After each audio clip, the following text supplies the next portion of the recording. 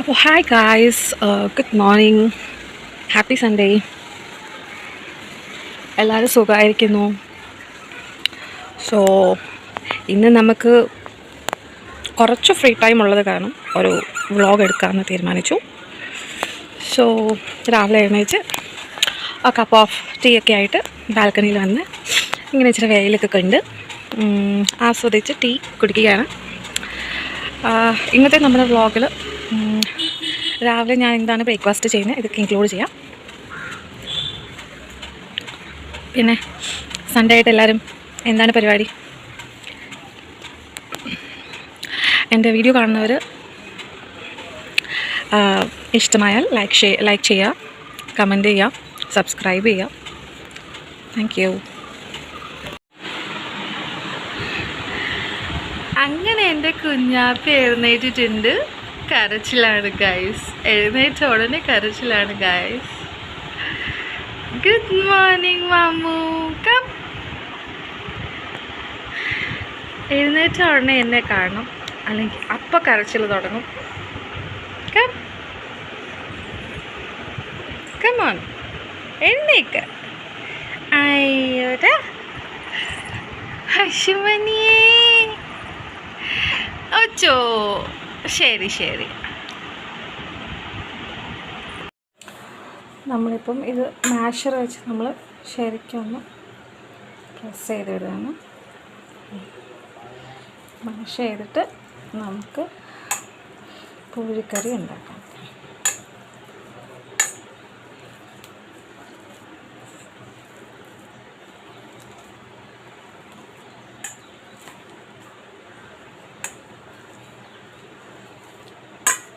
Just ഒന്ന് ഉടഞ്ഞാൽ മതിയാവും. അപ്പോൾ നമ്മൾ പാൻ വെച്ചു. ആദ്യം താളിക്കാനുള്ള സാധനങ്ങൾ, അതായത് കടുക്, ചെറിയ ജീരകം, പിന്നെ കടലപ്പരിപ്പ്, കുറച്ച് ഉഴുന്ന് പരിപ്പ്, പിന്നെ 2 വറ്റൽ മുളക് കൂടെ ഇടാം കേട്ടോ. അപ്പം എണ്ണയൊക്കെ ഒഴിച്ച് എണ്ണയൊന്ന് ചൂടായി വരുമ്പോൾ നമ്മൾ ഈ കടുക് വറക്കുന്ന ഈ സാധനം നമ്മൾ പാനിലോട്ട് ഇടാം കേട്ടോ.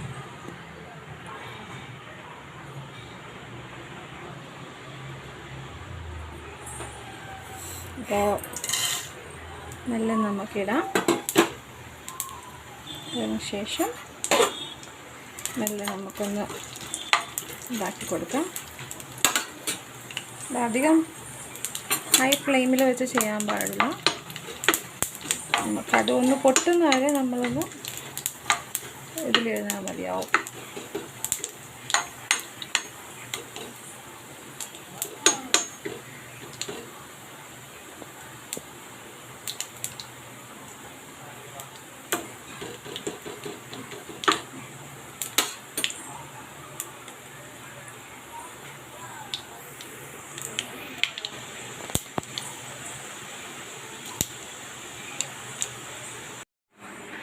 ഇതിനകത്ത് നമുക്ക് ചേർക്കേണ്ട ഇൻഗ്രീഡിയൻസ് 4 പൊട്ടാറ്റോ ആണ് പുഴുങ്ങിയെടുത്തിരിക്കുന്നത്. അപ്പം ഒരു സവോള ചെറുതായിട്ട് സ്ലൈസ് ചെയ്തരിഞ്ഞത്, പിന്നെ ഒരു 1.5 ഇഞ്ച് ഇഞ്ചി നീളത്തിലരിഞ്ഞത്, ഒരു 2 ഇഞ്ച് ക്യാരറ്റ് കുറച്ച് ക്യൂബായിട്ട് അരിഞ്ഞത് ചെറുതായിട്ട്, ഒരു അര തക്കാളിക്ക ചെറുതായിട്ട് അരിയണം, ഒരു 2 പച്ചമുളക് എടുത്തിട്ടുണ്ട്. നമ്മൾ പൊടികളൊന്നും ചേർക്കുന്നില്ല, അതായത് മുളക് പൊടി, മല്ലിപ്പൊടി അങ്ങനെയൊന്നും ചേർക്കുന്നില്ല.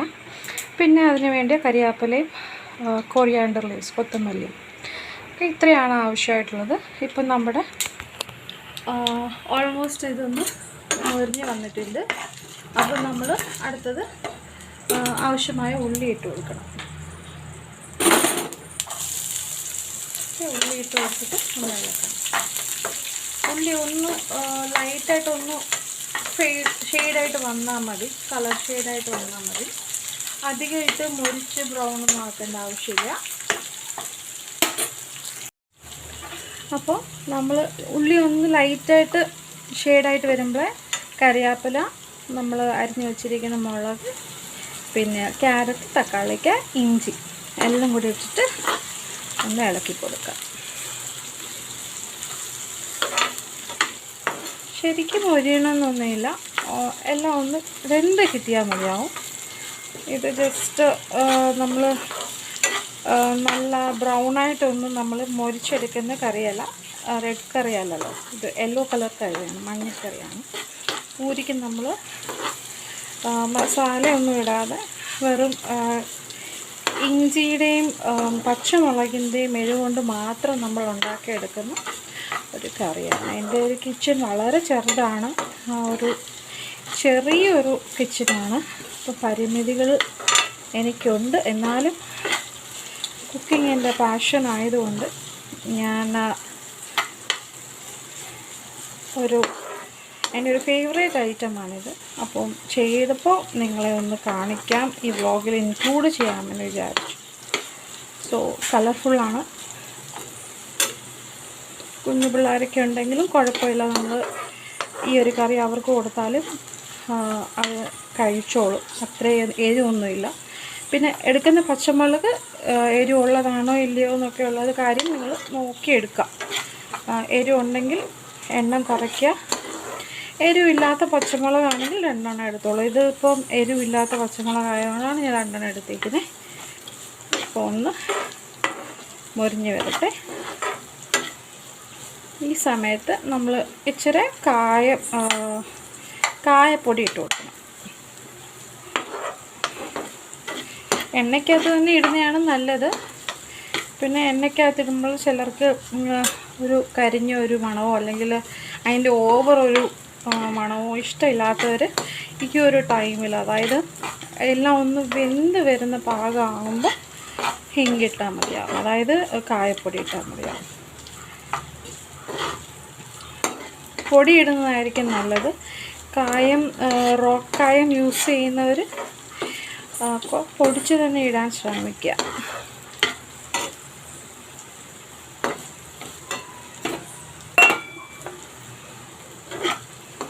നമ്മൾ ഇളക്കിക്കൊണ്ടിരിക്കേണ്ട ആവശ്യമില്ല, പിന്നെ ഇത് എങ്ങും മൊരിയേണ്ട ആവശ്യമില്ല. അതാണ് ഞാൻ ഇങ്ങനെ തരുതരി ഇളക്കിക്കൊണ്ടിരിക്കുന്നത്.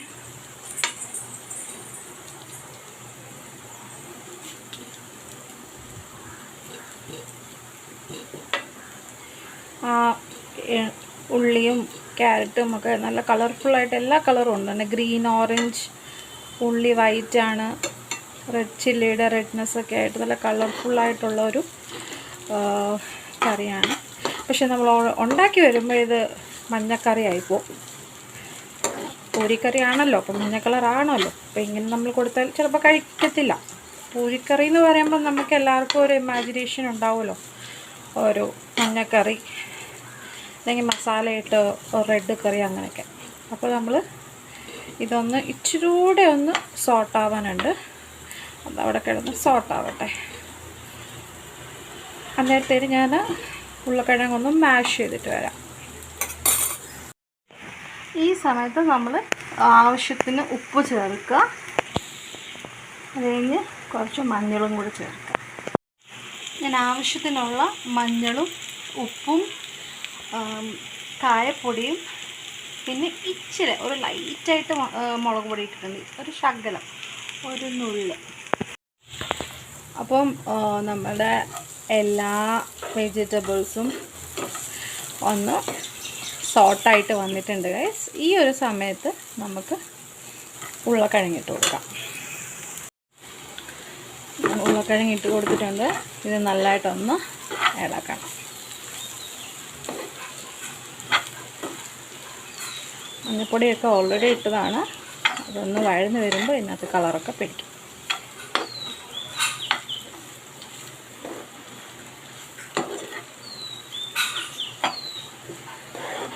എനിക്ക് സ്റ്റാൻഡൊന്നുമില്ല ഗൈസ്. ഞാൻ ഒരു കയ്യിൽ ഫോൺ പിടിച്ചുകൊണ്ടാണ് ഞാൻ ഒരു കൈ കൊണ്ട് ഇളക്കുന്നത്. നിങ്ങൾ തീരെ പെർഫെക്ഷനൊന്നും എക്സ്പെക്റ്റ് ചെയ്യല്. പോകെ പോകെ നമ്മൾ ഓരോ സാധനങ്ങളൊക്കെ വാങ്ങിച്ച് നല്ല പെർഫെക്റ്റായിട്ട് ഫാസ്റ്റിൽ നമുക്ക് വീഡിയോ എടുക്കാം. ഇത് ഒന്ന് അടച്ച് വെച്ചാൽ വേഗം ഒന്ന് ഫ്രൈ ആയിട്ട് കിട്ടും.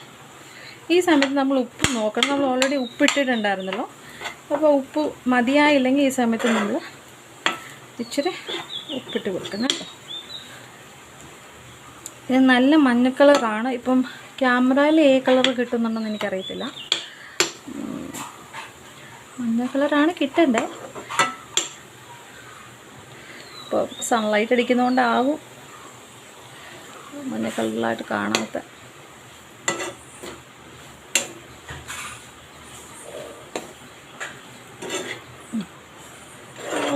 ഒരു 2-3 മിനിറ്റ് നമുക്ക് അടച്ചു വെക്കാം ഗൈസ്.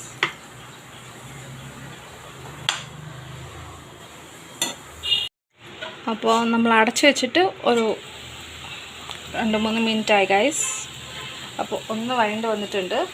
ഈ സമയത്ത് നമുക്ക് ആവശ്യത്തിനുള്ള വെള്ളം ഒഴിച്ച് ഒന്ന് ബോയിലാകാൻ വേണ്ടി മാത്രം.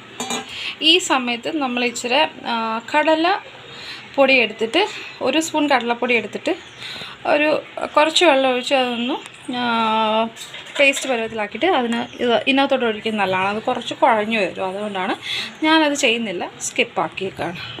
അപ്പോൾ ഇതൊന്ന് തിളച്ച് വരട്ടെ. ഞാൻ സിമ്മേൽ തന്നെയാണ് ഇരിക്കുന്നത്. ഈ സമയത്ത് ഞാൻ കൊറിയാണ്ടർ ചോപ്പ് ചെയ്തിടുന്നുണ്ട്. സോ ഇപ്പം നമ്മളിത് അടച്ച് ഒരു 5 മിനിറ്റ് കഴിഞ്ഞ് നോക്കാം ഗൈസ്. ഈ ഒരു കൺസിസ്റ്റൻസിയിൽ നമ്മൾ നിർത്താം. അതായത് എന്താണെന്ന് ചോദിച്ചാൽ ആറുമ്പോൾ ഒന്നുകൂടെ കട്ടിയാവും. ഇത്രയേ ഉള്ളൂ പൂരി ആലു കറി.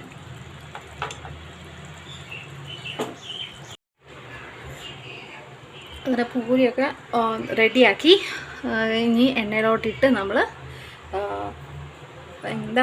എണ്ണയിലോട്ടിട്ട് നമ്മൾ പൊരിച്ചെടുക്കുകയാണ് ചെയ്യുക.